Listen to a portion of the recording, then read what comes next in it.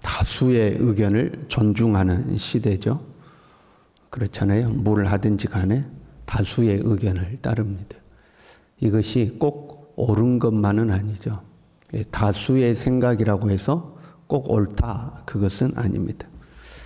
우리는 민주주의 시대를 살고 있는데 민주주의에 대한 오해가 좀 있습니다. 그렇지 않는 분들도 있지만 민주주의 하면 가장 먼저 떠오르는 게 뭐죠? 다수결의 원칙, 이렇게 돼 있죠. 다수가 원하면 따라야 한다, 그런 생각을 가지고 있습니다. 근데 민주주의란 다수결의 원칙 이전에 수기의 과정을 거치게 돼 있습니다. 수기라는 것은 서로 논의하고 깊이 생각하고 한 사람의 의견이라도 놓치지 않고 그들의 의견을 청취하고 그들의 의견을 존중하는 과정을 말합니다. 왜냐하면 민주주의란 한 개인이 존중을 받아야 하기 때문에 그렇죠. 우리가 차를 타고 함께 여행을 가다가 휴게소에 들리게 되었어요. 그래서 점심을 먹어야 되는데 여러분 점심 휴게소에서 뭐 드실 거예요? 우동하고 라면하고 김밥하고 비빔밥하고 김치찌개가 있어요. 돈가스도 있어요. 휴게소 가면. 그럼 여러분 뭐 드실 거예요? 그럼 각자가 먹고 싶은 거 있지 않겠어요? 나는 우동 먹을래. 나는 라면 먹을래. 나는 김밥 먹을래. 또 아침에 먹는 거 이야기하니까 침 고이시는 분들이 있죠. 이분들은 건강한 분들이에요. 그래서 그러면 각자가 먹고 싶은 걸 이렇게 먹을 수 있잖아요. 그런데 거기다가 안 돼, 통일해야 돼. 그러면 돼요, 안 돼요? 그건 아닌 거죠. 그래서 각자가 먹을 수 있는 상황에는 한 개인이라도 다 김치찌개 먹는다는데 나는 라면 먹을 거야. 그럼 넌 라면 먹어. 이렇게 하는 거죠. 그래서 한 개인의 의견이라도 존중을 하는 거죠. 그런데 어쩔 수 없이 메뉴를 하나로 통일해야 되는 어쩔 수 없는 상황이 있어요. 그러면 그때는 서로 의견을 들어보고 그래도 다수가 이 메뉴로 통일하기를 원하니까 이 메뉴로 가자. 이제 이렇게 되는 거죠. 그때의 마지막에 다수결의 원칙이 적용되는 겁니다.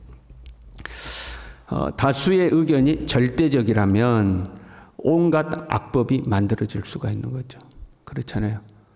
부자는 10%예요. 그 중에서도 잘 사는 사람들은 1%죠. 나머지는 다 고만고만해요. 그러면 나머지가 90%니까 우리가 법을 만들 수가 있는 거죠.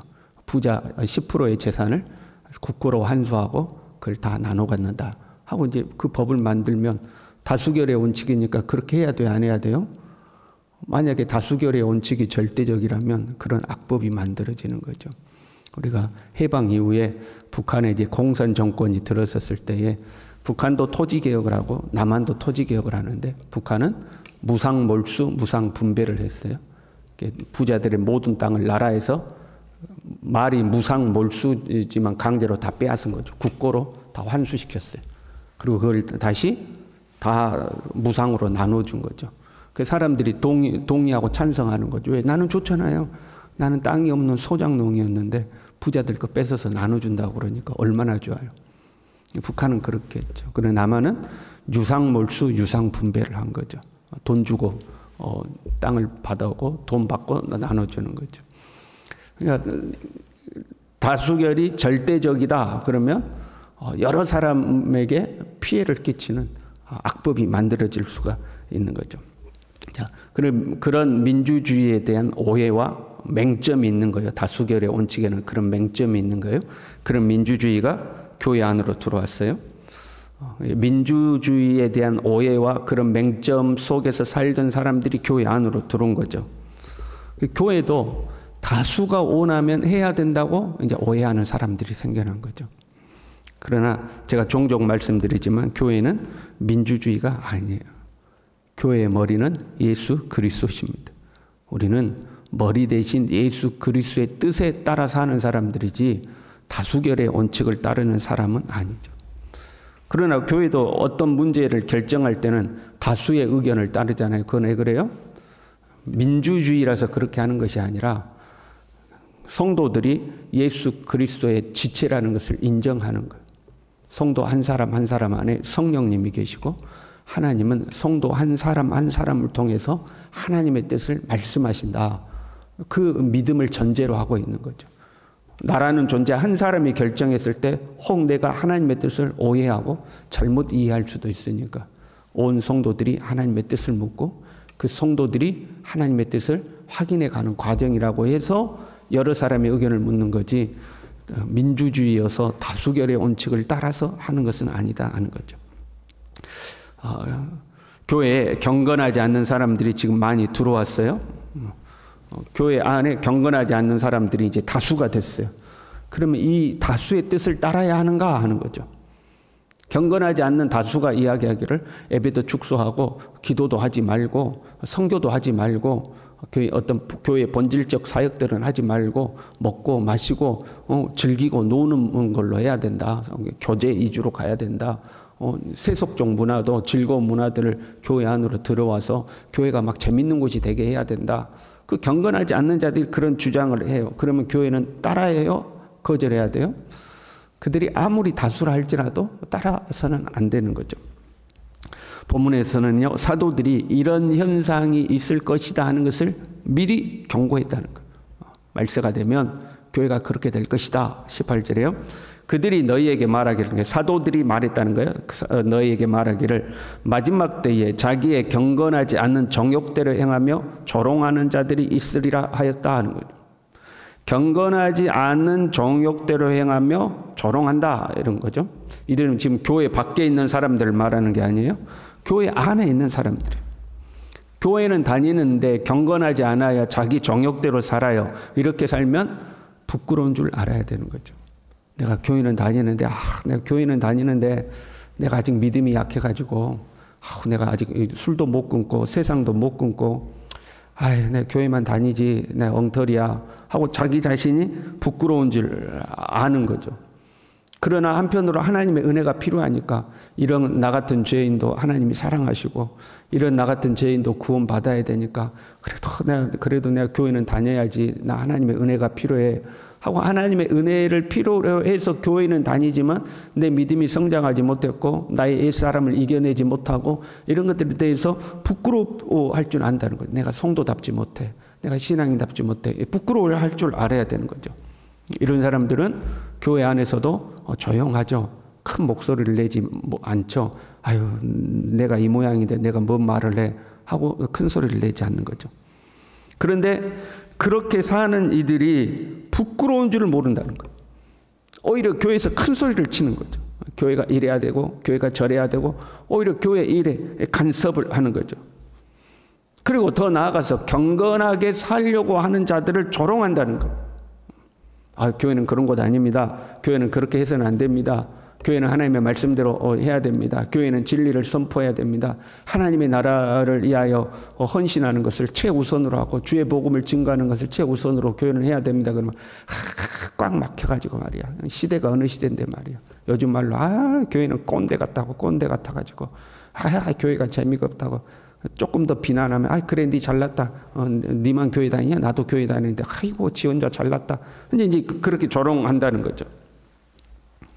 19절에요. 이 사람들은 분열을 일으키는 자며 육에 속한 자며 성령이 없는 자니라. 교회만 다녔지 성령이 없어요. 성령이 없으면 하나님의 사람이 아닌 거죠. 교회 안에 있는 쭉정이며 가라지이며 염소들이다 하는 거예요. 교회는 다녀요. 그런데 성령이 없는 사람들이죠. 하나님의 인도를 받지 못하는 사람들이죠. 그러면서도 교회에서는 분열을 일으킨다는 거죠. 이단들의 특징이죠. 이단들의 특징은 분열을 일으키죠. 그리고 사단의 특징이기도 하죠. 사단은 자꾸 분열을 시켜요. 에덴 동산에서도 하나님과 사람 사이를 이간질하는 거죠. 보세요. 믿음은 있지만 믿음은 없지만 하나님의 은혜를 필요로 하는 사람들, 아직 여물지 않는 알곡들이 있어요. 그렇잖아요. 교회 안에 믿음이 성숙한 사람만 있는 것이 아니라 아직 믿음이 부족해. 그래도 겸손하고 그래도 나 하나님의 은혜가 필요해. 나 하나님의 도움이 필요해. 여물지 않은 알곡 같은 사람들이 있어요. 그런 사람들이 있는가 하면 쭉정이들이 있는 거죠. 진짜 쭉정이야. 이 사람들은 진짜 쭉정이야. 그 여물지 않는 알곡들과 쭉정이의 차이가 뭐냐? 여물지 않는 알곡들은 분열시키지 않는다는 거예요. 오히려 겸손하죠. 내가 아직 부족해서. 내가 아직 이 습관을 못 끊어서. 아직 겸손하죠. 하나님의 은혜를 구하고. 저 같은 사람이 뭘 알겠습니까? 다 그 믿음 좋은 사람들이 알아서 결정하시겠죠. 뭐 이제 이런 거죠. 그러나 가라지들은 자기 성질대로, 자기 본성대로 하는 거예요.